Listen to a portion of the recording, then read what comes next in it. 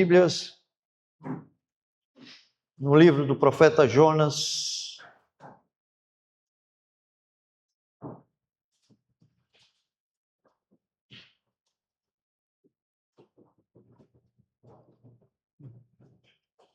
profeta Jonas, capítulo 3.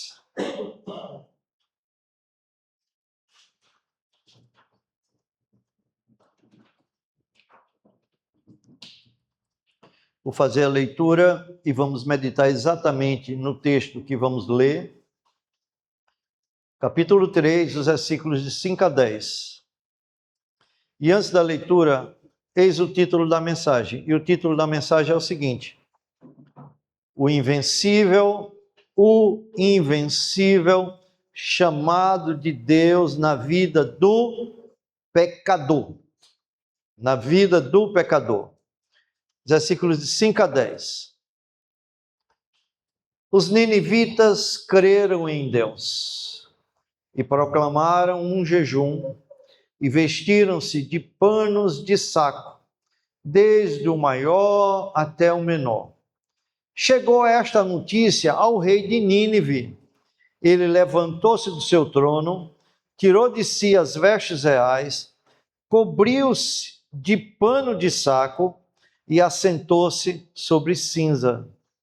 E fez-se proclamar e divulgar em Nínive, por mandado do rei e seus grandes, nem homens, nem animais, nem bois, nem ovelhas, provem coisa alguma, nem os levem ao pasto, nem bebam água, mas sejam cobertos de pano de saco, tanto os homens como os animais, e clamarão fortemente a Deus, e se converterão cada um do seu mau caminho e da violência que há nas suas mãos. Quem sabe se voltará para Deus e se arrependerá e se apartará do furor da sua ira, de sorte que não pereçamos. Viu Deus o que fizeram, como se converteram do seu mau caminho, e Deus se arrependeu do mal que tinha dito que lhes faria e não fez. Vamos orar mais uma vez. Senhor, nosso Deus e Pai, nós te louvamos nesta noite, porque o Senhor é santo, justo e bom, e digno de toda a nossa adoração. Agradecemos porque nos trouxeste à tua casa, e porque temos o privilégio de abrir as Escrituras e ouvir a tua voz. Agora, Pai, pedimos que o Senhor prepare o nosso coração, retira de nós toda distração, retira toda dureza espiritual, retira tudo aquilo que possa impedir a tua palavra de encontrar lugar em nossa vida. E concede-nos ouvidos atentos, uma mente iluminada pela ação do teu Santo Espírito, um coração humilde e ensinável, que a tua palavra produza em nós fé, arrependimento e confiança em Cristo. Pedimos também que misericordiosamente o Senhor me sustente nesta missão de pregar a tua palavra. E eu rogo que tu me dê fidelidade à tua palavra, me dê clareza no falar, humildade, dependência do teu Santo Espírito. E acima de tudo, me conceda aquela unção que vem do alto, para que eu fale como um profeta teu. Mas também eu rogo pela tua igreja, que tu, pelo mesmo Espírito, conceda à tua igreja a capacidade de receber essa palavra como vinda de ti mesmo. Quebranta os corações, rasga-os, para que recebam esta palavra como um assim diz o Senhor, reconhecendo que é palavra do céu, reconhecendo que é palavra do alto, e assim os corações sejam edificados, quebrantados, transformados, e Cristo seja exaltado, os santos sejam edificados, e pecadores, nesta noite, sejam chamados ao arrependimento, e que somente o teu nome seja glorificado. Fala conosco, Senhor, pois os teus servos ouvem. Assim oramos, em nome de Jesus. Amém. Amém. Amém. O invencível chamado de Deus na vida do pecador.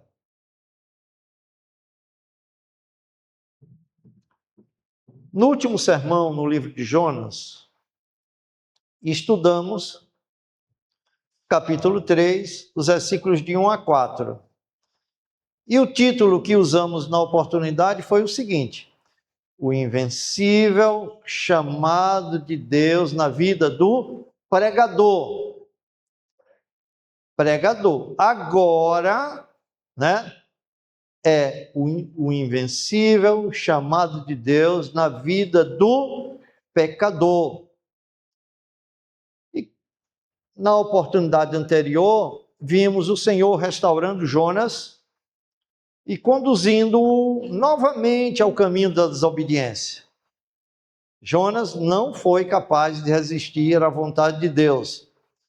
Então, depois da sua fuga, depois da tempestade que o alcançou enquanto ele fugia para Tarsis, depois da disciplina do Senhor no ventre do grande peixe, Deus o chamou novamente para a sua missão, a mesma missão que Deus deu a ele no início do livro. Se você olhar aí o capítulo 3, versículo 2, Deus diz as mesmas palavras para Jonas, diz assim: dispõe-te, vai à grande cidade de Nínive e proclama contra ela a mensagem que eu te digo. Bom, já estamos no capítulo 3, capítulo 1 e 2, é Jonas fugindo. E Deus o chamou novamente para ele cumprir o seu propósito. A duras penas, Jonas sentiu as angústias do inferno enquanto fugia em desobediência à vontade de Deus. Mas o propósito de Deus jamais será frustrado. E desta vez, Jonas obedece. Capítulo 3, versículos 3 e 4, diz assim o texto: levantou-se, pois, Jonas e foi para Nínive, depois de ser jogado pelo peixe, vomitado pelo peixe na beira da praia. Foi para Nínive segundo a palavra do Senhor. Ora, Nínive era cidade muito importante diante de Deus, e de 3 dias para percorrê-la. 3 dias caminhando para atravessar aquela cidade de uma ponta à outra. Cidade grande, muito importante para Deus. Começou Jonas a percorrer a cidade, caminho de um dia. São 3 dias para percorrer a cidade. Ele começou a percorrer a cidade, caminho de um dia, e ele pregava e dizia: ainda 40 dias e Nínive será subvertida. Só mais 40 dias e Nínive será destruída como foi Sodoma e Gomorra. Irmãos, quando chegamos a esse ponto da narrativa, tudo parece caminhar para o fracasso. Porque Nínive não era uma cidade comum. E olha a pregação de Jonas. Só mais 40 dias e Nínive será destruída. Essa é toda a pregação de Jonas. Então, aos nossos olhos, tem tudo para fracassar uma pregação dessa. E considerando, como eu disse, Nínive não era uma cidade comum. Nínive era a capital do Império Assírio. Uma cidade marcada pela idolatria, pela violência e pela crueldade. Os ninivitas eram conhecidos naquele contexto, naquela época, como a nação mais cruel do mundo. E podemos até dizer como a nação mais violenta do mundo. E agora Jonas vai ter que pregar a esse povo. Uma cidade conhecida por espalhar medo, terror entre as nações. De sorte que, quando diziam os ninivitas estão chegando, as pessoas preferiam se matar do que ter que enfrentar a crueldade da tortura que os ninivitas imprimiam aos seus prisioneiros, a ponto de esfolá-los e colocar a pele pendurada nos muros da entrada da cidade. Tão terríveis eram os ninivitas. E é para essa cidade que Deus envia Jonas. Mas observe algo interessante. O texto diz que Nínive era uma cidade de 3 dias para ser percorrida. Entretanto, Jonas percorre apenas o caminho de um dia. Um terço da cidade. E a sua mensagem é extremamente breve. Ainda 40 dias e Nínive será subvertida. Eu imagino ele caminhando. Ainda 40 dias e Nínive será subvertida. É toda a mensagem de Jonas. Não encontramos aqui uma longa exposição. Não encontramos aqui um elaborado apelo de arrependimento. Não encontramos aqui uma promessa explícita da misericórdia de Deus. Nada disso. Apenas uma solene declaração de juízo. Humanamente falando, nada favorecia aquela missão. Nem a boa vontade do pregador, nem a sua exposição. O pregador era relutante, a mensagem era breve, a cidade era perversa, o povo era violento e o juízo de Deus estava à porta. Se alguém estivesse observando aquela cena apenas com os olhos humanos, provavelmente concluiria: ih, rapaz, isso é um doido. Nada vai acontecer nessa cidade, nada vai mudar com esse tipo de pregação que esse profeta está fazendo aí. Mas é exatamente nesse contexto, neste momento, que Deus revela uma das maiores verdades de todo o livro de Jonas. Que verdade é essa? A salvação nunca dependeu da força do pregador. Nunca dependeu da receptividade do ouvinte.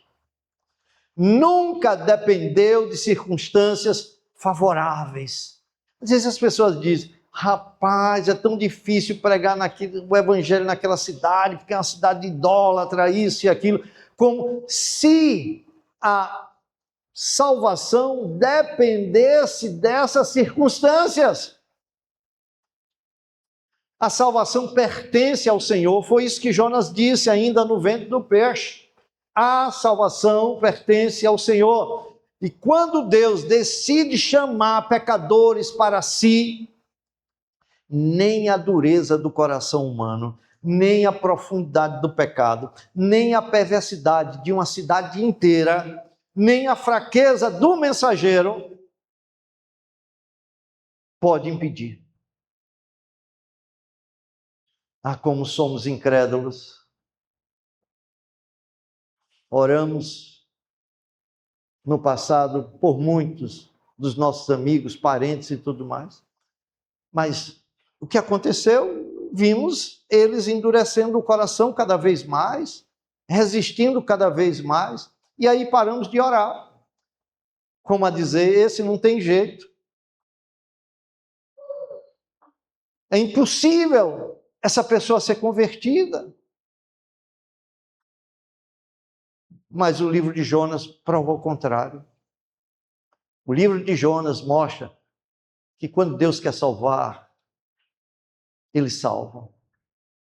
E quem Ele quer chamar, o chamado de Deus é invencível ou irresistível. Ninguém resiste o chamado eficaz do Espírito Santo de Deus.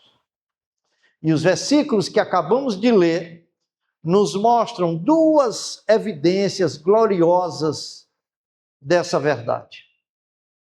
Quais são elas? A primeira evidência: o chamado de Deus produz arrependimento. Quando Deus chama, Ele também concede ao pecador a capacidade de se arrepender.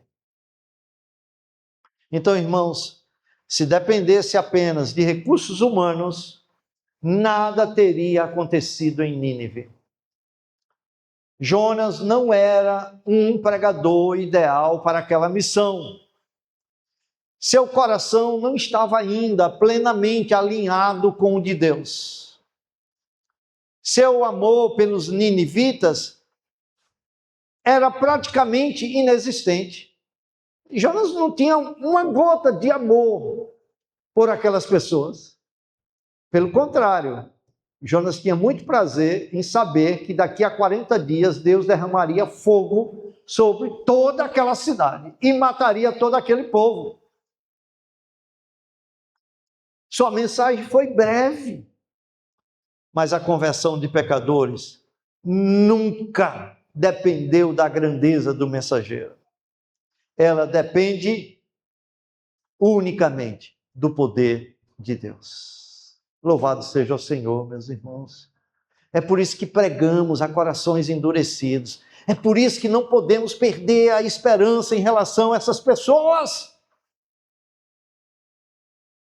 A mudança de um coração humano não é obra do pregador. Veja, nós pregamos para as pessoas e como elas não mudam, desistimos. Como se essa mudança estivesse à mercê de nós. Como se dependesse da nossa capacidade de mudar esses corações. Isso é obra do Espírito Santo, meus irmãos. E Deus faz isso no tempo dele, é o modo dele. E é exatamente isso que vemos acontecer aqui na cidade de Nínive. Veja o versículo 5. Olha o que aconteceu. Jonas prega aquela mensagem. Só 40 dias e Nínive será subvertida, destruída pelo fogo. Só percorreu um terço da cidade. Ele não teve mais nem disposição para ir todo o tempo. Agora olha o que diz o texto. Os ninivitas creram em Deus e proclamaram um jejum e vestiram-se de panos de saco, desde o maior até o menor. Então, observem cuidadosamente. O texto não diz que os ninivitas creram em Jonas. O texto diz que eles creram em Deus. Apesar da brevidade da mensagem, eles foram alcançados pela palavra. Apesar da perversidade da cidade, eles foram vencidos pela graça. Apesar da dureza de seus corações, eles foram quebrantados pelo poder de Deus. aqui está uma das grandes lições deste capítulo. Quando Deus chama eficazmente, o pecador responde. Quando Deus abre os ouvidos, a palavra entra. A palavra entra. Quando Deus ilumina os olhos, a verdade é vista. Quando Deus dobra a vontade, a resistência cai. Quando Deus estende a sua mão, nenhum coração permanece forte demais para resistir.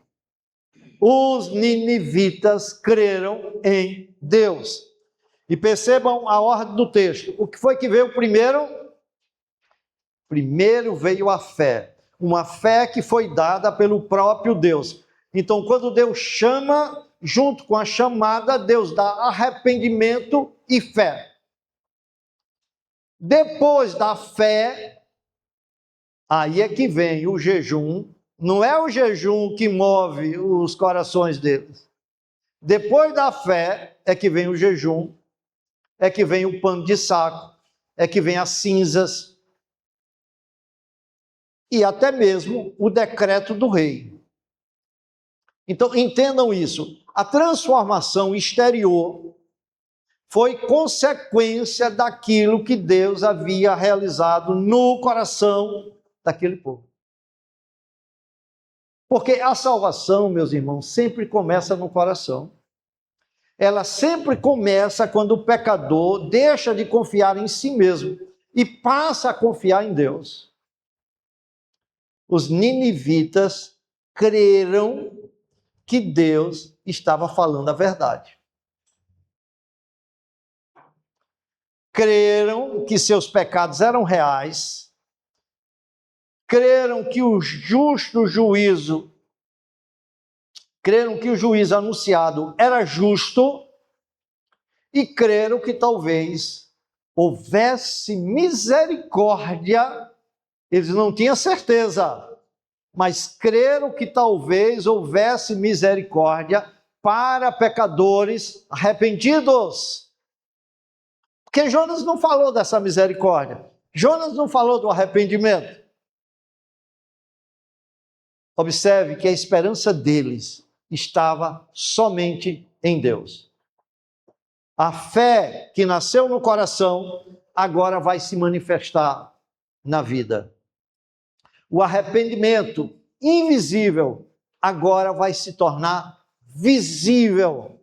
A mudança foi tão profunda que alcançou toda a cidade. Desde o maior até o menor. Vai lá do povo até o palácio. Das ruas ao trono. Vejam o versículo 6.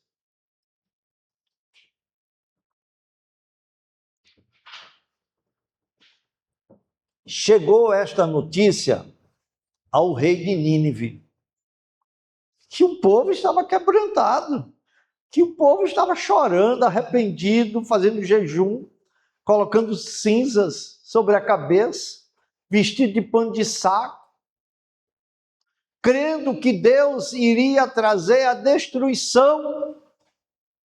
Deus colocou o temor em seus próprios corações. E aí essa notícia chegou ao rei de Nínive. Olha agora o que diz o versículo 6.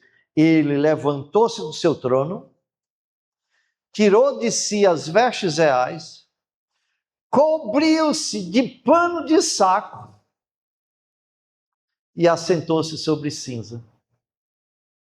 Que cena extraordinária, meus irmãos. O homem mais poderoso da cidade. E podemos dizer, dentre as nações, o homem mais poderoso. Levanta-se do trono, remove suas vestes reais, abandona seus símbolos de poder e assenta-se no pó. Então, observem o alcance dessa chamada. Ela não parou nas ruas, ela não ficou entre o povo, ela não alcançou apenas aqueles que são anônimos, ela chegou ao palácio, chegou ao trono. Porque quando Deus decide chamar pecadores para si, nem mesmo os reis permanecem intocados. O rei compreendeu aquilo que todo pecador precisa compreender: que diante de Deus não existem pessoas importantes. Diante de Deus existem apenas pecadores necessitados de misericórdia. Então, meus irmãos, não devemos temer pregar esse evangelho para ninguém que aos nossos olhos nós julgamos importante demais. Alguém que julgamos ser muito sábio, que seria muito difícil falarmos desse evangelho para ele. Não é você que vai fazer a obra. Cada um deve falar de acordo com aquilo que Deus lhe deu, com a capacidade que Deus lhe deu. Uma só palavra pode ser operada de forma eficaz pelo Espírito de Deus, trazendo salvação. Como alguém sabiamente observou e disse assim, olha essa frase, alguém disse assim: as cabeças coroadas, quando se tornam cabeças culpadas, estão diante de Deus no mesmo nível das cabeças comuns. Vou repetir. As cabeças coroadas, o rei, quando se tornam cabeças culpadas, estão diante de Deus no mesmo nível das cabeças comuns. E isso continua sendo verdade. O rico precisa da mesma graça que o pobre. O governante precisa da mesma graça que o governado. O religioso precisa da mesma graça que o publicano. Todos precisam da misericórdia de Deus, porque o caminho da salvação passa pela humilhação. Eu sei que todos nós aqui já andamos de ônibus e tem aquela borboleta ali que dá acesso à passagem. Hoje, agora está no cartão, né? Mas antes você tinha que pagar ali ao cobrador, né? E a entrada no céu, meus irmãos, é tipo assim, uma borboleta. Estou fazendo uma figura para associar. Que só passa quem passa rastejando, quem passa humilhado. Então, antes de Deus elevar, Deus humilha. Deus o faz reconhecer a sua própria miséria. Bem-aventurado os pobres de espírito, porque deles é o reino dos céus. Ninguém entra no reino de Deus carregando autossuficiência. Ninguém entra no reino de Deus agarrado ao orgulho próprio. Ninguém entra no reino de Deus confiando na própria justiça. É preciso descer da autoconfiança, descer da justiça própria, descer das desculpas, descer da aparência religiosa, descer do trono do próprio coração. Porque Deus exalta os humildes, mas resiste aos soberbos. Mas o texto mostra que o arrependimento dos ninivitas foi ainda mais profundo, meus irmãos. Foi ainda mais profundo. Ele não ficou apenas na emoção. Ele não ficou apenas em lágrimas. Ele não foi apenas uma humilhação externa. O arrependimento verdadeiro sempre produz o abandono do pecado. Então, olha, manifestações externas, com lágrimas, tristeza e outras coisas mais, mas sem o abandono do pecado, não se caracteriza como verdadeiro arrependimento. Então, para que o arrependimento seja genuíno, verdadeiro, tem que haver o abandono do pecado. Estou muito triste com o meu pecado. Mas você está remoçado, você não está arrependido. Na hora que de fato você se arrepender, você abandona esse pecado. Porque é isso que o arrependimento faz. Por isso, o rei publica um decreto. Olha o decreto do rei nos versículos 7 e 8. E fez-se proclamar e divulgar em Nínive, por mandado do rei e seus grandes, o seguinte: nem homens, nem animais, nem bois, nem ovelhas provem coisa alguma. Isso é um exagero, isso é uma superstição deles, né? Não tem necessidade de fazer isso, mas eles vão ao extremo.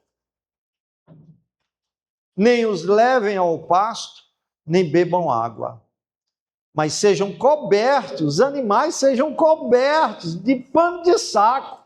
Decreto do rei. Tanto os homens como os animais. E clamarão fortemente a Deus. E se converterão cada um do seu mau caminho, escute agora, e da violência que há nas suas mãos. Percebem? O rei não pede apenas jejum, não pede apenas pano de saco, não pede apenas tristeza, ele exige mudança, ele exige conversão, ele exige abandono do pecado. Porque arrependimento bíblico não é apenas sentir-se mal por ter pecado. É abandonar o pecado. Não é apenas lamentar o erro. É voltar-se para Deus. Não é apenas sentir remorso. É mudar de direção. A verdadeira conversão sempre produz uma nova caminhada. Por isso o rei menciona especificamente a violência que havia em suas mãos. Nínive era conhecida por sua crueldade e o rei sabia disso. Por sua opressão, por sua brutalidade. Mas agora aquele povo reconhece sua culpa diante de Deus. Eles têm que dar nome aos seus pecados. Não é, Senhor, perdoa todos os meus pecados. Não. Senhor, eu sei qual é o meu pecado é esse, esse e esse. E eu os odeio a partir desse instante. Eu estou disposto a abandoná-los. Isso é reconhecer a culpa diante de Deus.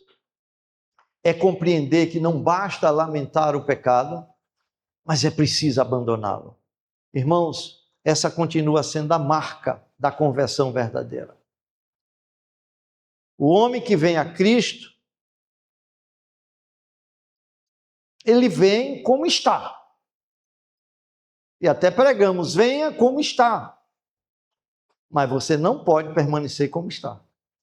Quando você chega em Cristo, você tem que mudar. Onde existe fé verdadeira, existe luta contra o pecado. Você não se acomoda de jeito nenhum ao pecado. Você não faz qualquer barganha, qualquer negociação na sua mente em relação ao pecado. Você não cria racionalizações nem justificativas em relação ao pecado. Se você pecar, e vai pecar porque você é fraco, tem suas fraquezas,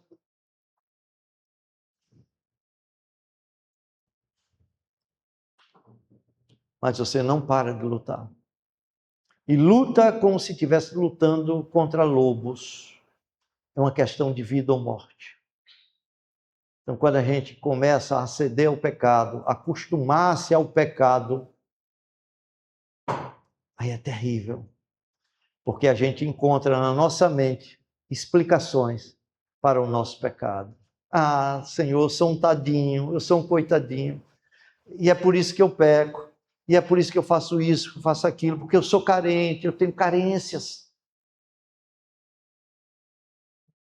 Nossa, Senhor, não seja tão duro comigo, não me condene. Eu nem quero que tu me condenes, nem quero que ninguém me condene.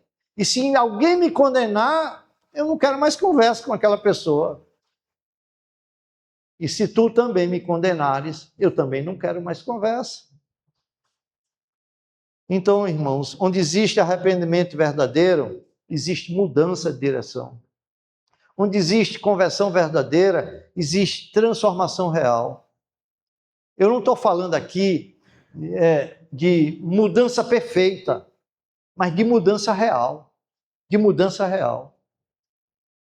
Por isso, precisamos examinar nossos próprios corações. Então, ouça o que eu vou dizer. Você pode frequentar a igreja e ainda não ter se arrependido. Você pode até já estar no rol de membros da igreja e ainda não ter se arrependido. Você pode até emocionar-se com os sermões e ainda não ter, de fato, verdadeiramente se arrependido. Você pode orar, cantar e participar de todas as atividades da igreja e ainda não ter se arrependido. Porque o teste do arrependimento não é apenas aquilo que você sente. O teste do arrependimento é aquilo que você está disposto a abandonar. Enquanto você se agarra ao seu pecado sem abandoná-lo, não houve ainda verdadeiro arrependimento. E aí eu faço algumas perguntas. Que você continua protegendo? Que prática você continua justificando? Você pode até justificar diante dos homens, ter razões plausíveis, mas diante de Deus, não tem razão nenhuma. Que área da sua vida continua fora do governo de Cristo? Que violência, aspas aí, né, permanece ainda em suas mãos?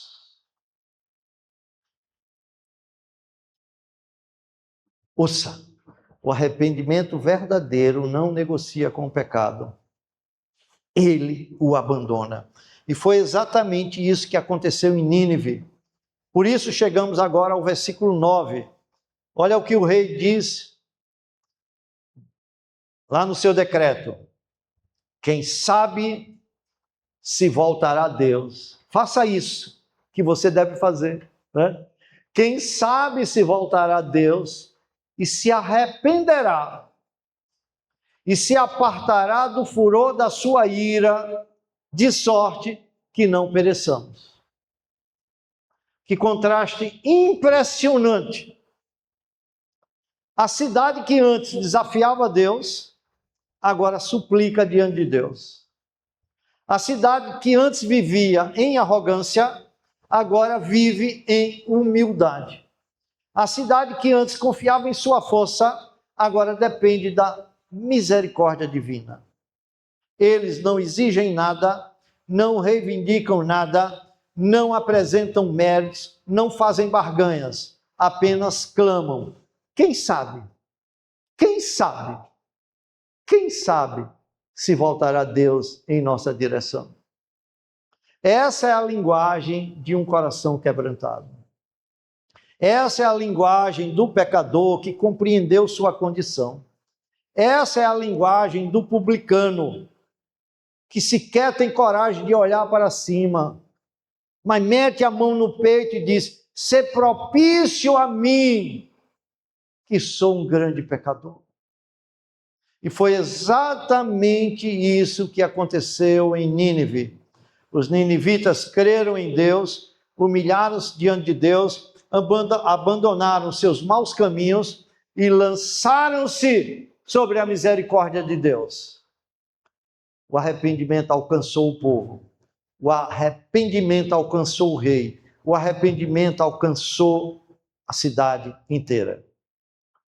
E a pergunta é: por quê? E a resposta é: porque o chamado de Deus é invencível.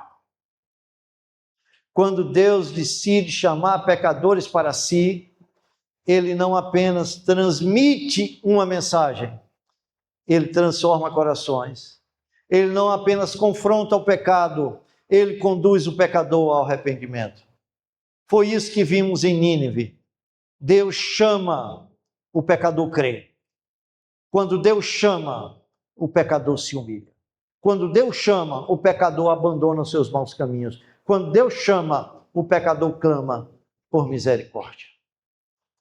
Essa é a primeira evidência do chamado invencível de Deus na vida do pecador. É que esse chamado produz arrependimento. Junto com o chamado, Deus traz convicção de pecado, Deus traz arrependimento e Deus concede fé. Para quê? Para crer em Cristo Jesus. Mas o texto não termina no arrependimento dos ninivitas. Ele termina na resposta graciosa de Deus. E é justamente para ela que o versículo seguinte nos conduz. E é o último versículo. Então, em segundo e último lugar, o chamado de Deus, em primeiro lugar, lembrando, produz arrependimento. Em segundo lugar, o chamado de Deus oferece perdão. Versículo 10. Viu Deus o que fizeram, como se converteram do seu mau caminho. Ai, que lindo, né? E Deus se arrependeu do mal que tinha dito que lhes faria e não fez. Irmãos, chegamos ao ponto mais alto deste capítulo. O momento, por incrível que pareça, o momento que Jonas mais temia. Chegamos ao momento em que os ninivitas mais desejavam. Ao momento em que o juízo dá lugar à misericórdia. Depois do clamor, vem a resposta.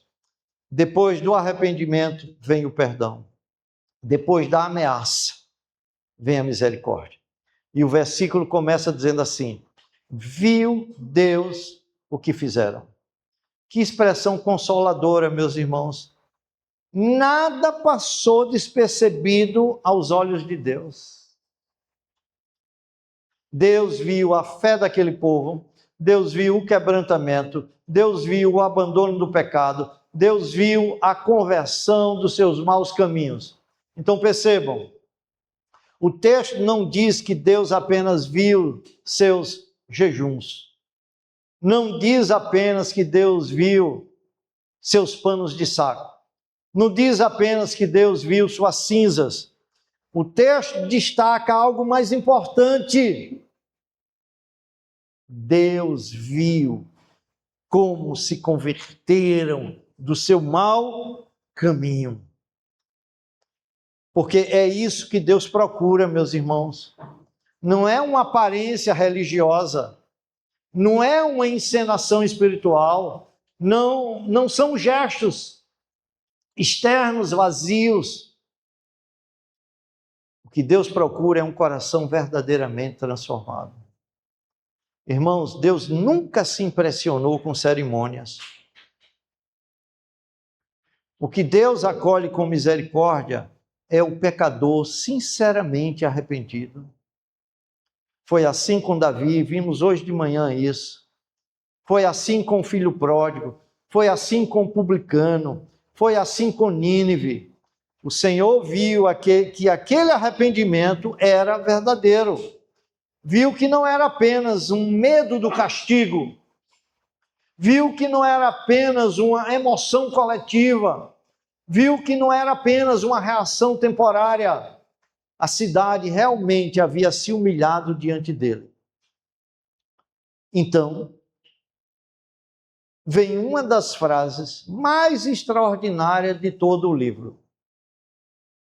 E a frase diz assim: e Deus se arrependeu do mal que tinha dito que lhes faria e não o fez. Irmãos, precisamos entender corretamente essa expressão. O texto não está dizendo que Deus se arrependeu da forma como a gente se arrepende, quando a gente erra e aí nos arrependemos. Porque o texto não está dizendo que Deus errou. Não está dizendo que Deus voltou atrás porque percebeu que havia tomado uma decisão equivocada de trazer juízo. Não, porque Deus não muda, meus irmãos. Deus não aprende. Deus não comete erros. A Escritura diz assim lá em Malaquias 3,6: eu, o Senhor, não mudo. E também diz lá em Números 23:19: Deus não é homem para que minta, nem filho do homem para que se arrependa. Aí vem a pergunta, então, o que aconteceu aqui? Sabe o que aconteceu? O que mudou aqui não foi Deus, meus irmãos. O que mudou foi Nínive. Nínive abandonou seu pecado. Nínive mudou a sua postura diante do Senhor. Nínive deixou de desafiar o Senhor. Nínive correu para a misericórdia divina. E quando isso acontece, Deus passou a tratar aquela cidade de forma diferente.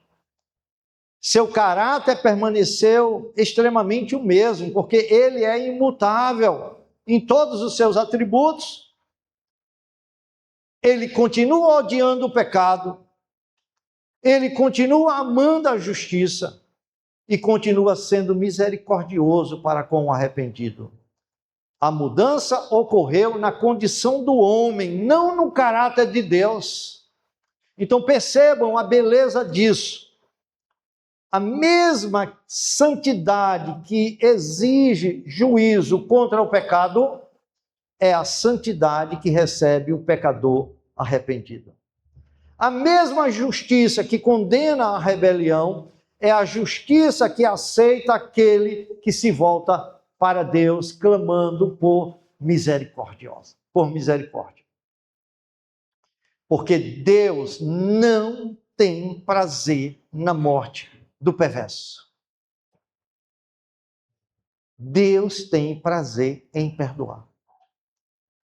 Seu prazer está em que o perverso se converta e viva. E foi exatamente isso que aconteceu em Nínive. A cidade estava caminhando para a destruição, mas Deus a alcançou com misericórdia. A cidade estava condenada, mas Deus lhe ofereceu perdão. E aqui encontramos uma das maiores esperanças para toda a Escritura. Aliás, de toda a Escritura. Nenhum pecador está longe da misericórdia de Deus. Essa é a maior esperança de toda a Escritura. Nínive era uma das cidades mais perversas da terra. Era conhecida por sua violência, crueldade, idolatria, arrogância. Mas quando o povo se humilhou diante de Deus, encontrou misericórdia. Que Deus extraordinário é esse, meus irmãos? Os homens costumam guardar ressentimentos. Os homens costumam alimentar vinganças. Os homens costumam recusar perdão. Mas Deus se deleita em mostrar misericórdia. Ele é tardio em irar-se, grande em benignidade, abundante em graça, pronto, disposto a perdoar. E foi isso, meus irmãos, que Jonas não conseguiu aceitar. Dá para entender isso? Estou falando de um profeta de Deus. Jonas queria justiça para Nínive, mas Deus queria misericórdia para Nínive. Jonas olhava para os pecados daquela cidade, Deus olhava para os pecadores que poderiam ser alcançados pela sua graça. Irmãos, quantas vezes somos parecidos com Jonas? Essa é a pergunta que deve ecoar na nossa mente. Eu vou repeti-la. Quantas vezes somos parecidos com Jonas? Queremos misericórdia para nós, mas justiça para outros. Queremos perdão para as nossas faltas, mas condenação para os pecados alheios. Queremos que Deus seja paciente conosco, mas rigorosos com aqueles que nos ofenderam. No entanto, o livro de Jonas nos lembra que Deus é maior que o nosso coração. Sua misericórdia é maior do que os nossos preconceitos. Sua graça alcança pessoas que jamais alcançaríamos. Seu amor atravessa barreiras que nós jamais atravessaríamos. E tudo isso, meus irmãos, toda a história de Jonas, toda essa salvação ali em Nínive, aponta para Cristo. Porque Nínive nos mostra que Deus perdoa pecadores arrependidos. Mas a cruz nos mostra como Deus pode perdoá-los sem deixar de ser justo. Misericórdia e justiça se beijam na pessoa de Cristo.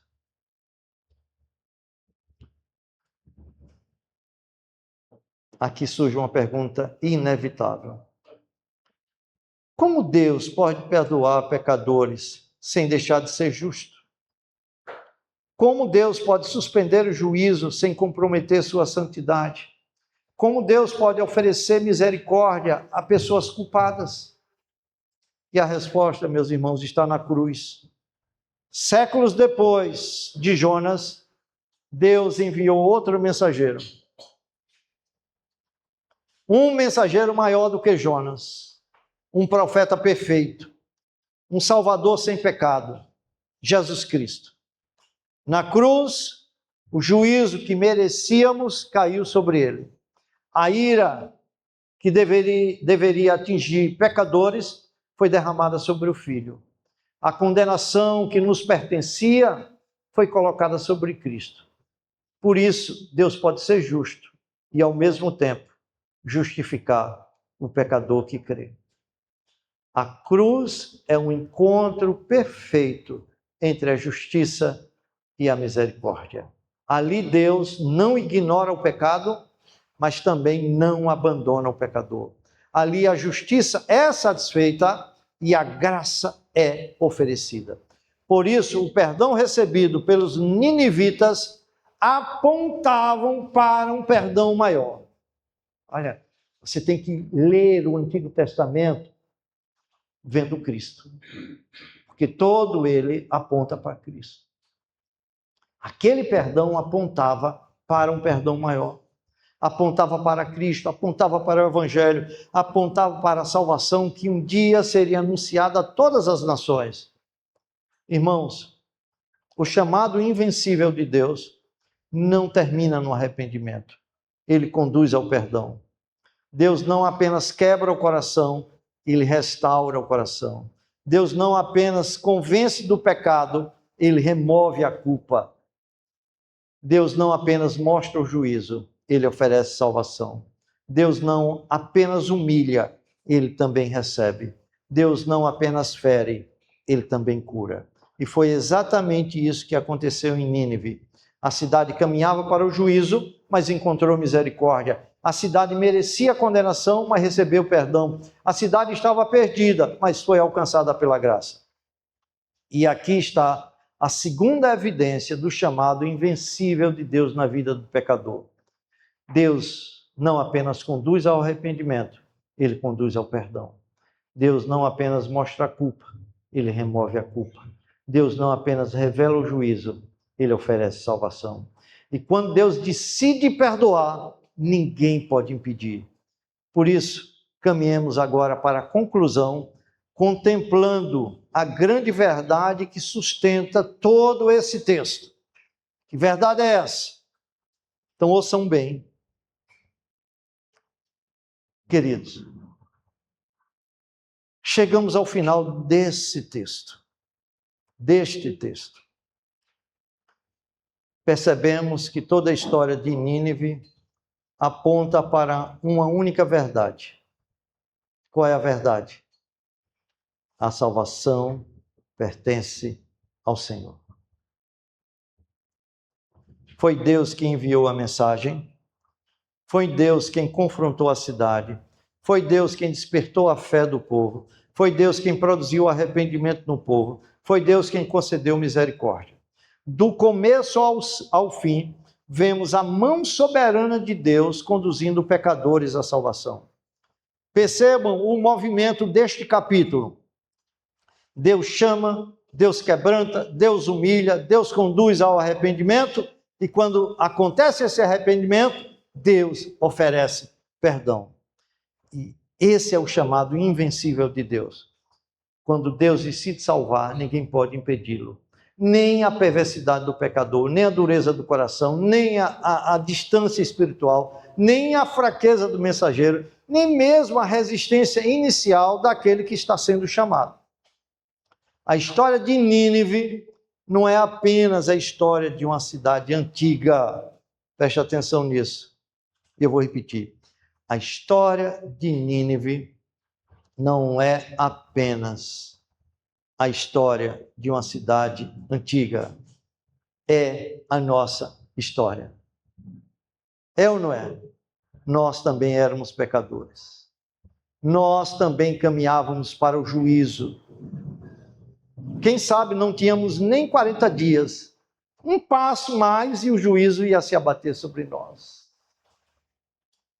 Nós também precisávamos desesperadamente da misericórdia. Mas o mesmo Deus que chamou Nínive continua chamando pecadores hoje. E Ele nos chama por meio de Cristo. Jesus é o Jonas maior, melhor e perfeito. Jonas anunciou o juízo contra Nínive. Cristo suportou o juízo em nosso lugar.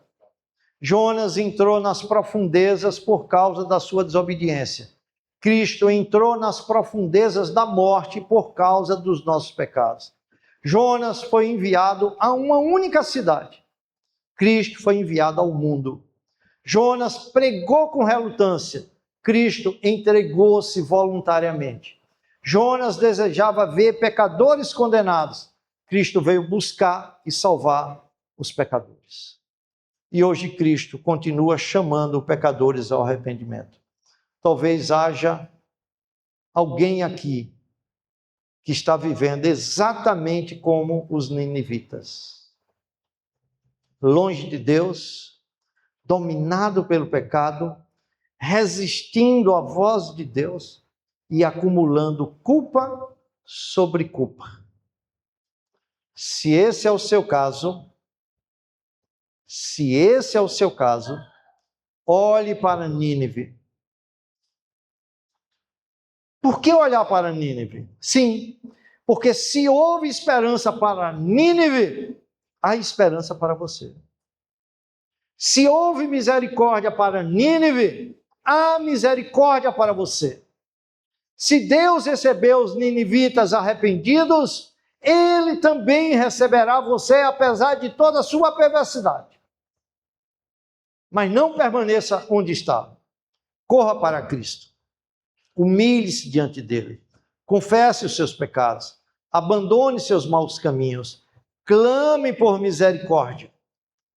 Não apresente desculpas. Não tente justificar-se. Não tente negociar com Deus. Faça como os ninivitas. Faça como o publicano. Faça como todo pecador que é alcançado pela graça de Deus faz. Prostre-se diante do Senhor, porque aquele que vem a Cristo jamais será lançado fora. Talvez alguém aqui esteja pensando nesta noite, mas pastor, o meu pecado é grande demais.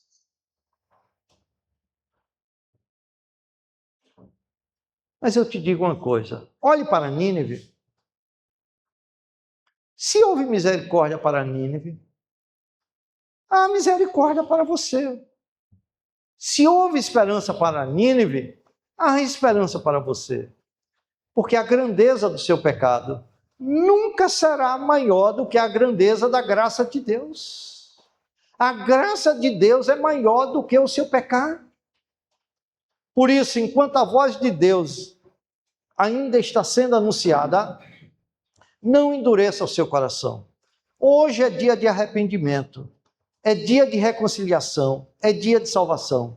Humilhe-se agora diante do Filho, creia no Evangelho, busque a misericórdia de Deus e descubra aquilo que os ninivitas descobriram, que o chamado de Deus é invencível e que a misericórdia de Deus é maior do que todos os nossos pecados. O mesmo Deus que chamou Nínive continua chamando pecadores hoje. E todo aquele que corre para Cristo descobre que a misericórdia de Deus é maior do que o seu pecado. Que você descubra isso hoje, agora, em nome de Jesus. Amém. Amém. Amém. Vamos orar, meus irmãos.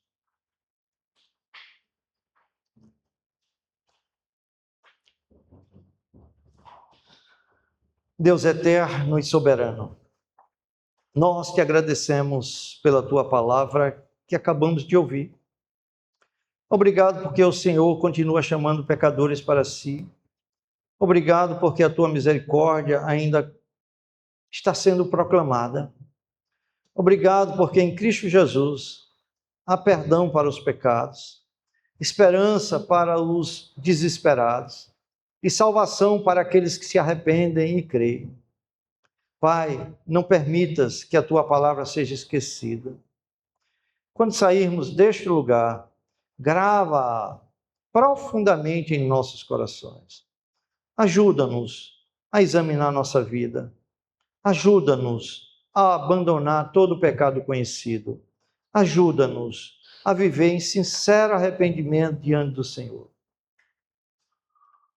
E se há alguém entre nós, Senhor, que ainda não se rendeu a Cristo, que esta noite seja o dia da sua salvação. Se há crentes abatidos, rogamos que tu os fortaleça. Se há corações endurecidos, rogamos que tu os quebrante. Se há almas aflitas, rogamos que tu as console. Que possamos sair daqui, lembrando que a salvação pertence ao Senhor e que ninguém está além do alcance da tua graça, porque a tua misericórdia é maior do que todos os nossos pecados. Recebe, Senhor, a honra, a glória e o louvor, pois tudo pertence a ti. Assim oramos, em nome de Jesus. Amém.